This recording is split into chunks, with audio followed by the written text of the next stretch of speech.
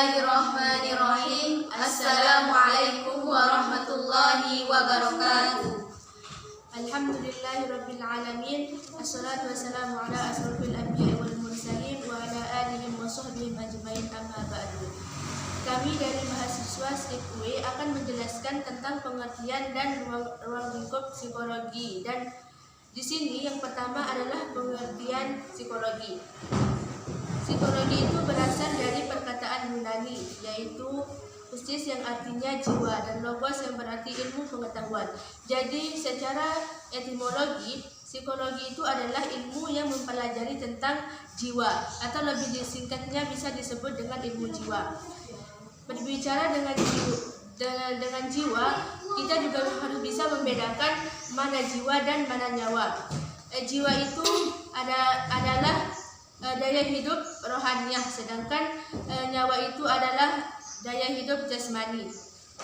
Di sini ada yang bilang jiwa itu disamakan seperti burung dan sangkarnya. Yang mana disebutkan burung yaitu jiwa kita, sedangkan badan kita ini disebut dengan sangkarnya. Selanjutnya, psikologi juga banyak pengertiannya, yaitu banyak para ahli yang mengungkapkan pendapatnya tentang pengertiannya itu. Tetapi di sini disimpulkan menjadi satu, yaitu psikologi adalah ilmu pengetahuan yang mempelajari tentang jiwa manusia dan tingkah laku manusia, dan lebih tepatnya mempelajari tentang gejala-gejala jiwa manusia, sehingga adanya psikologi ini bisa mempermudah manusia untuk mengetahui sifat-sifat manusia yang lainnya. Selanjutnya, ruang lingkup psikologi itu akan dibahaskan oleh Mbak Mepa. Ya, di sini saya akan sedikit menjelaskan tentang ruang lingkup psikologi. Dilihat dari objeknya, psikologi dibedakan menjadi golongan yang besar, yaitu psikologi yang menyelidiki dan mempelajari manusia, dan psikologi yang menyelidiki dan mempelajari hewan yang disebut dengan psikologi hewan. Psikologi ada yang bersifat umum dan khusus. Psikologi yang umum adalah psikologi yang menyelidiki dan mempelajari kegiatan atau aktivitas-aktivitas manusia pada umumnya. Sedangkan psikologi yang khusus yaitu psikologi yang menyelidiki dan mempelajari segi kekhususan dari aktivitas psikis manusia. Psikologi khusus ada beberapa macam, yaitu psikologi perkembangan yang mencakup tentang psikologi anak, psikologi puber, psikologi orang dewasa, dan psikologi orang tua. Sedangkan psikologi sosial yaitu psikologi khusus membicarakan tentang tingkah laku atau aktivitas manusia dalam hubungan dengan situasi sosial. Selanjutnya, psikologi pendidikan yaitu psikologi yang khusus menguraikan kegiatan atau aktivitas manusia dalam hubungannya dengan situasi pendidikan. Selanjutnya, psikologi kepribadian dan tipologi, yaitu psikologi yang khusus menguraikan tentang struktur pribadi manusia. Terakhir, psikologi protologi, yaitu psikologi yang khusus menguraikan mengenai kegiatan psikis yang tidak normal atau abnormal. Ini akan dijelaskan oleh teman saya. Kemudian ada psikologi kriminal.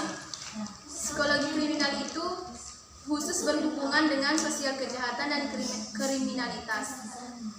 Dan psikologi perusahaan yaitu psikologi yang khusus berhubungan dengan soal-soal perusahaan. Psikologi khusus itu masih berkembang terus sesuai dalam bidangnya masing-masing. Psikologi pada umumnya, psikologi khusus merupakan psikologi praktis yang diaplikasikan sesuai dengan bidangnya. Di samping psikologi dipelajari secara praktis, psikologi dapat dipelajari secara teoritis. Psikologi dipelajari secara teoretik apabila dalam mempelajari psikologi itu demi untuk ilmu itu sendiri, tidak dihubungkan dengan soal praktik. Karena itu, Psikologi yang dipelajari secara praktis dapat dipraktikkan dalam bermacam-macam bidang. Misalnya dalam bidang pendidikan, psikologi pendidikan, dalam bidang industri atau perusahaan, psikologi industri atau psikologi perusahaan. Dalam bidang lainnya ada juga psikologi klinik. Dan psikologi yang berusaha mempelajari jiwa manusia ternyata banyak mendapat kesulitan. Oleh karena itu, objek penyelidikannya adalah abstrak yang tidak dapat diselidiki secara langsung, tetapi diselidiki keaktifannya yang terlibat melalui manifestasi tingkah laku atau perbuatannya. Jadi, dalam mempelajari psikologi ini, kita akan membatasi diri pada tingkah laku manusia, karena manusia adalah makhluk Tuhan yang tinggi derajatnya di antara makhluk-makhluk yang lainnya. Jadi, kita sebagai manusia harus menggunakan akal pikiran kita dalam berbuat sesuatu. Jadi itu tadi penjelasan dari saya. Mungkin yang lebih lanjutnya, karena ini adalah yang kita ketahui dan penjelasan ini adalah yang kita dapatkan dari buku yang sudah kita baca. Jadi selanjutnya jika ada yang kurang kami mohon maaf, karena kami di sini juga sebagai mahasiswa yang baru belajar tentang psikologi, dan ini yang kita jelaskan tadi adalah ilmu yang kita dapatkan selama kami mempelajari mata kuliah psikologi. Mungkin hanya ini yang bisa kami jelaskan. Kurang dan lebihnya kami mohon maaf. Assalamualaikum warahmatullahi wabarakatuh.